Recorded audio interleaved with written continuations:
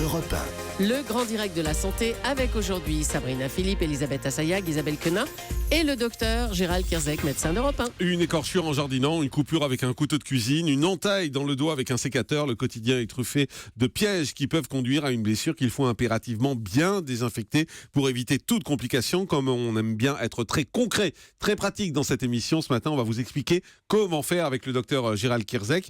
D'abord, une plaie, c'est quoi? C'est une lésion de la peau, c'est ça? Ça peut être une éraflure, une coupure, c'est une effraction cutanée. C'est-à-dire que la peau qui est censée nous protéger, eh bien, elle va être ouverte et donc cette protection, elle est moindre et vous avez un certain nombre de bactéries qui vont pouvoir rentrer. Alors, c'est les saletés dans la terre, mais parfois des saletés qu'on ne voit pas, mais pourtant les bactéries vont rentrer et tout l'enjeu, ça va être justement de désinfecter, d'éviter que ces bactéries ne diffusent, donc que la plaie ne se surinfecte et puis éviter des complications type tétanos. On parlera des vaccinations qui sont toujours importantes parce que dès qu'il y a une plaie, dès qu'il y a une effraction cutanée, tout peut rentrer à l'intérieur de l'organisme. On ne sait jamais quand c'est grave, quand c'est pas grave, quand il faut aller voir un médecin, quand il faut des points, quand il en faut pas. Alors généralement il y a des critères assez précis quand même sur qu'est-ce qui est grave, qu'est-ce qui n'est pas grave. Il y a des plaies graves et il y a des plaies simples. Les plaies graves, ce sont des plaies qui ont une localisation particulière. Par exemple, une plaie au niveau du thorax ou au niveau de l'abdomen, par définition c'est une plaie qui est grave et qui doit être montrée à un médecin. Pourquoi? Parce que surtout quand on ne voit pas la profondeur, sous le thorax, sous la poitrine, il y a des organes, il y a le poumon, il y a un certain nombre de petites artères qui peuvent passer.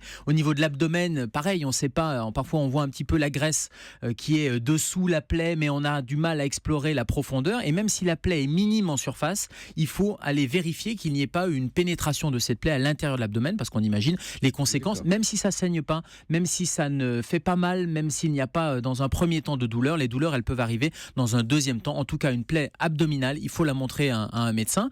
Il y a un deuxième critère qui est l'étendue de la plaie. Une plaie qui est très étendue, c'est un peu comme les brûlures. On avait dit les brûlures supérieures à la paume de la main de la victime, c'est une brûlure qui est grave, il faudra la montrer à un médecin. Sur une plaie, on est un peu plus extensif que ça, il faut une grosse plaie pour pouvoir s'inquiéter, et surtout une plaie qui est souillée. Alors c'est pas juste vous casser la figure en vélo, vous avez un petit peu de gravier qui est sur le genou, c'est pas très grave, avec une brosse vous allez nettoyer, on va vous expliquer comment. Mais en revanche, si la plaie est profonde, si les graviers, la terre est à l'intérieur et on voit bien qu'on peut pas en passant sous l'eau nettoyer, eh bien il va falloir faire quasi chirurgicalement un nettoyage. C'est quoi une plaie profonde concrètement? Il y a une profondeur où on se dit c'est rare, parce que c'est ça qu'on n'arrive pas à savoir en général, c'est quand c'est profond, très profond, quand ça va se refermer tout seul. C'est une plaie dont on voit pas le fond déjà, ça c'est un premier critère, ou dont on a du mal, c'est ça, quand il y a un écho, Jean-Marc, il faut aller consulter, il faut aller aux urgences.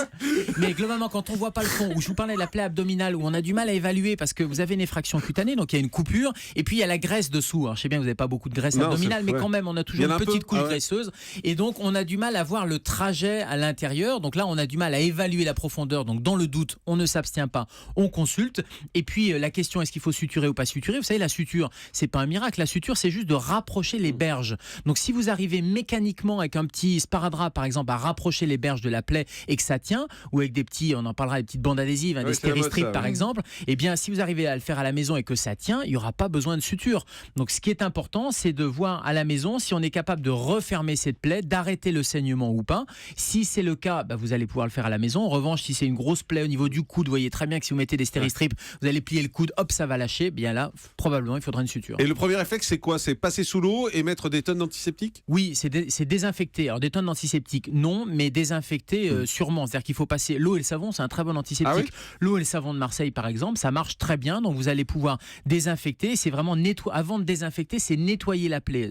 C'est-à-dire enlever tous les corps étrangers. Je vous parlais de gravier, c'est les gamins qui se cassent la figure en vélo. On nettoie un peu les graviers, on va passer sous l'eau parce que si on frotte, ça va faire mal. Donc pour éviter la douleur, on passe sous l'eau, ça va nettoyer le plus gros. Et après, on peut prendre avec une petite compresse, avec quelque chose de propre, on va nettoyer du centre vers la périphérie. C'est-à-dire que plutôt que d'emmener les bactéries ou les cochonneries autour et les ramener à l'intérieur, on nettoie du centre et on va évacuer toute cette saleté. On va éviter l'eau froide, quand je vous disais l'eau froide, parce que l'eau froide, généralement, c'est un vasoconstricteur. Vous savez, ça resserre les vaisseaux. Donc autant c'est bien pour les brûlures, autant pour les plaies, on a besoin d'un petit peu de sang parce qu'on a besoin pour la cicatrisation d'avoir l'apport d'un certain nombre de globules, de médiateurs de l'inflammation, comme on dit, et qui participent à la cicatrisation. Après, si on veut mettre de l'antiseptique, on ne sait jamais savez quoi mettre comme antiseptique? Alors, Il faut mettre quoi? Alors l'antiseptique, il va détruire les germes, Ouais. qui va détruire les germes pour éviter qu'il y ait une surinfection. Donc on va désinfecter cette plaie-là. On va éviter tout ce qui est produit coloré.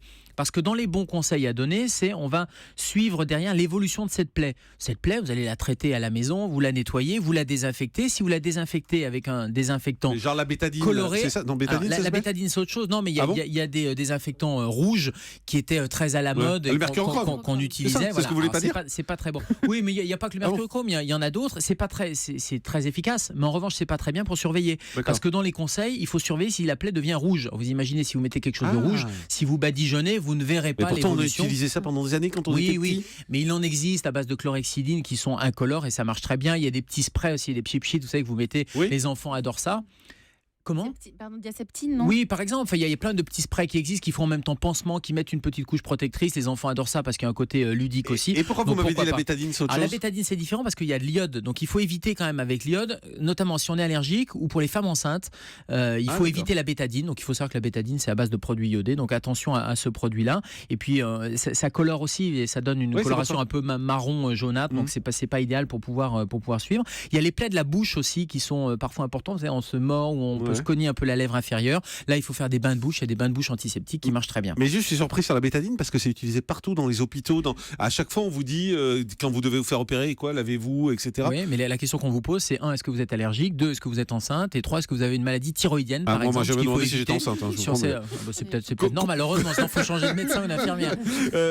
Ces produits antiseptiques, on peut les garder longtemps, on sait jamais, parce qu'on en a toujours qui traînent dans le placard de la pharmacie, on ne sait pas s'ils sont Alors il y a bons, s'ils sont une bons. date de péremption, donc il faut regarder la date D'accord. de péremption et quand ils sont entamés, il ne faut pas les garder non plus des mois et des mois parce qu'ils perdent leur vertu. Ça risque pas de faire mal, ça va pas faire de dégâts. En revanche, leurs propriétés antiseptiques, ils vont perdre ces propriétés antiseptiques et ils seront pas très efficaces. Ceci dit, si vous avez très bien nettoyé, l'antiseptique, j'allais dire, c'est un peu la cerise sur le gâteau, mais globalement les germes ont été évacués. Attention à trop aseptiser aussi, c'est-à-dire qu'on sait que les bactéries participent à la cicatrisation et notamment pour les brûlures. Pendant des années, on a donné des antibiotiques, on ne donne plus d'antibiotiques. Idem pour les plaies, on ne donne plus d'antibiotiques à titre prophylactique, c'est-à-dire en prévention, parce que les bactéries, il ne faut pas complètement les nettoyer. Il y a des bactéries qui sont très bonnes pour la peau, ce qu'on appelle les bactéries saprophytes, et il faut les respecter.